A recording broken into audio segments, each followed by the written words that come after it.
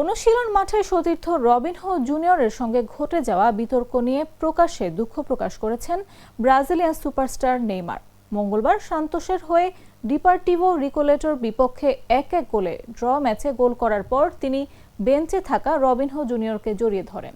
Match শেষে Neymar বলেন, যদি রবিনহো জুনিয়রের পরিবার বা এজেন্ট মনে করেন প্রকাশ্যে ক্ষমা চাওয়া প্রয়োজন, তাহলে তিনি সেটি করছেন। তিনি জানান, আগেই ব্যক্তিগতভাবে ক্ষমা চেয়েছেন এবং অতিরিক্ত প্রতিক্রিয়া দেখানো তার ভুল ছিল। মাথা ঠান্ডা রাখতে না পারার কথাও স্বীকার করেন তিনি। নেইমার আরও বলেন, সবাই ভুল করে এবং এই ঘটনায় দুজনই ভুল করেছেন, তবে তার ভুলটি বেশি ছিল। সোমবার তারা আবার আলোচনা করেন এবং দলের সামনে দুজনই একে অপরের কাছে ক্ষমা চান বলে জানান তিনি।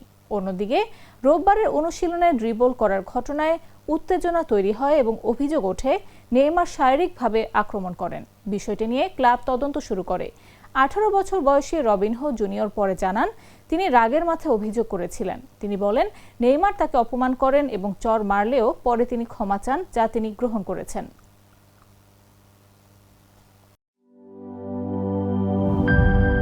সব সমস্যার সমাধান হবে এই সস্তা কেবল বদলে বিজলি কেবলস লাগালে। বিজলি কেবল, নিরাপদ আজীবন।